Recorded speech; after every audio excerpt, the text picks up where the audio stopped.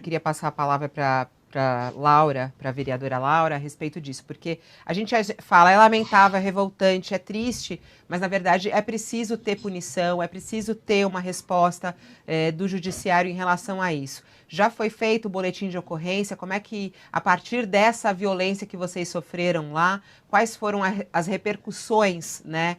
Já procuraram a delegacia para fazer o boletim de ocorrência, vereadora? Essa responsabilização é fundamental. Nós, agora pela manhã, acabamos de registrar na Delegacia de Intolerância aqui de Porto Alegre, contra intolerância aqui em Porto Alegre, um registro de ocorrência contra as mulheres que proferiram ofensas contra nós, né? O vídeo que vocês mostraram nos chamando de empregadas. Assim, temos que contextualizar isso, né? Porque muitas vezes discutimos no sentido de que são empregadas porque são políticas que as paga o povo. Mas tinha um contexto ali onde nós, como é visível no vídeo, nós estamos do lado de dentro do plenário. A confusão ocorreu nas galerias. Ela sai das galerias, onde estavam majoritariamente vereadores brancos brigando, olha as únicas vereadoras negras do recinto e a nós ela intitula de empregadas, né? E as cenas mais duras, elas são posterior a isso. Conforme a gente vai saindo ali, debatendo e discutindo e dizendo que ela sairia do plenário, que era a orientação, já que eles estavam cartazes com suásticas, né?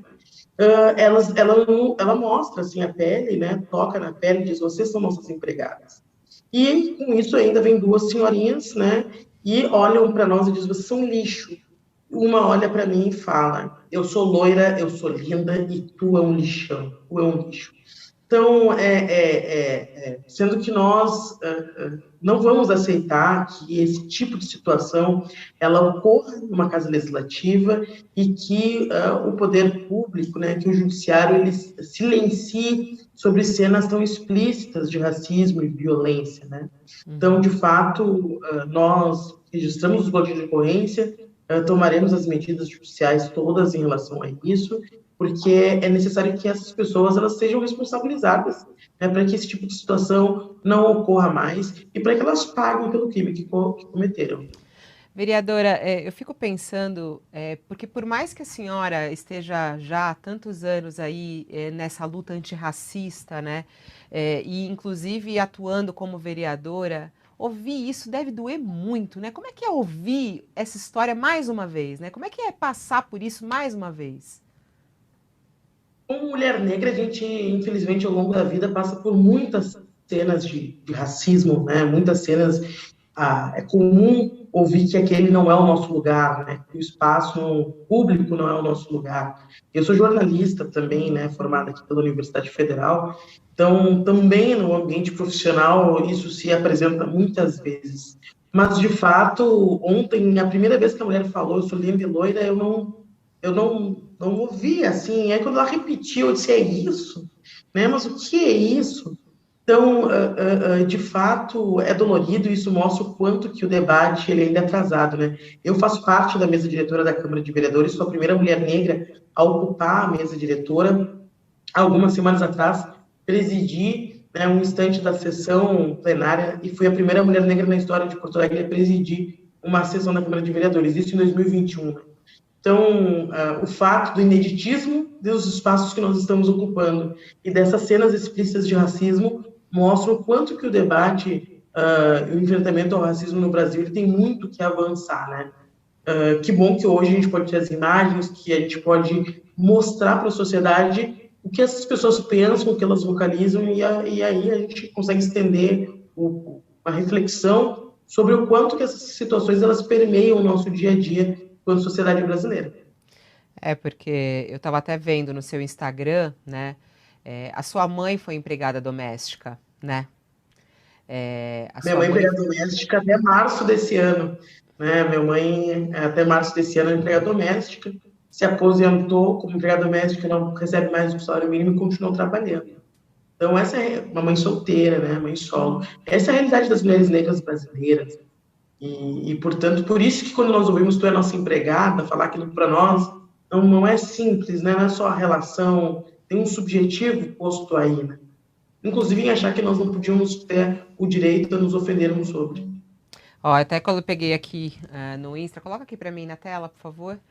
a postagem da Laura, ela contando a história da mãe, né?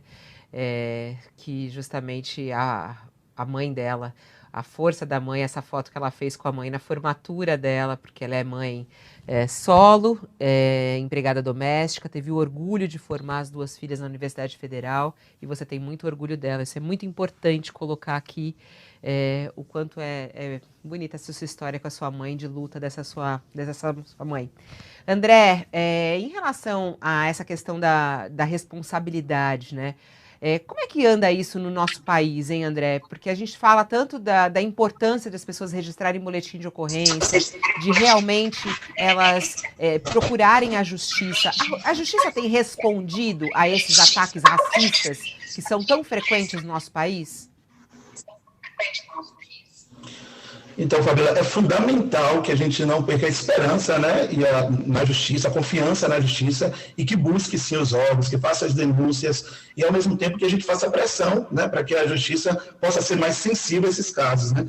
A gente sabe que, quando a gente diz que o racismo é estrutural, é porque ele está na organização, na estrutura de todas as nossas instituições brasileiras, e a justiça também passa por isso. Então, a gente sabe que o acesso de pessoas negras à justiça e até as decisões sobre esses casos, né, porque nós temos poucos magistrados negros, nós temos poucas pessoas que tiveram, durante a sua formação no direito, né, que tiveram a oportunidade de debater esse tema, de ouvir pessoas negras sobre esse tema. Então, isso dificulta muito no momento das decisões judiciais, né?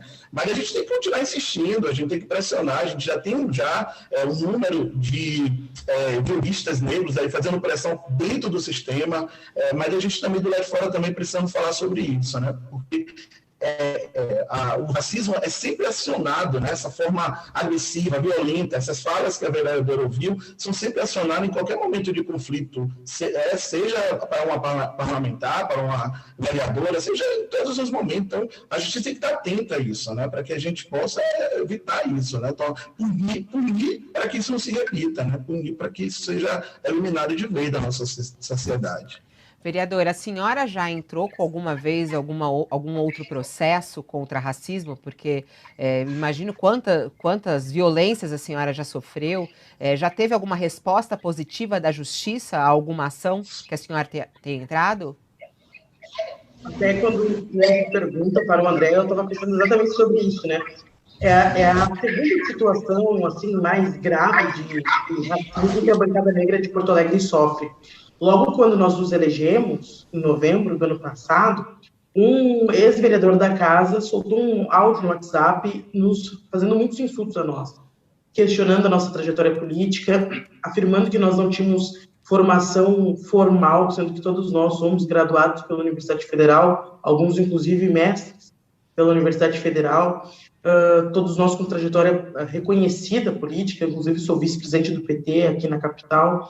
Então, enfim, várias ofensas, e nós viemos até essa delegacia a primeira vez antes, né, logo quando fomos eleitos, logo no início do ano, para registrar um boletim de ocorrência contra ele em decorrência desses áudios, e hoje esse processo corre na justiça, né, e nós estamos aí com uma expectativa de vencer, e o que será muito importante não só do ponto de vista para nós, mas do debate brasileiro, para todo o país, se nós tivermos uma condenação por racismo e não por injúria racial. Porque, de fato, essas situações, elas agridem a coletividade e não a nossa individualidade. Então, é muito importante que a gente consiga avançar na legislação em relação a isso, em relação à postura do judiciário em relação a essas situações, né? É isso que pode coibir que esse tipo de gente manifeste este tipo de pensamento, ofenda, persiga e etc. o povo negro brasileiro, que somos, inclusive, a maioria da população.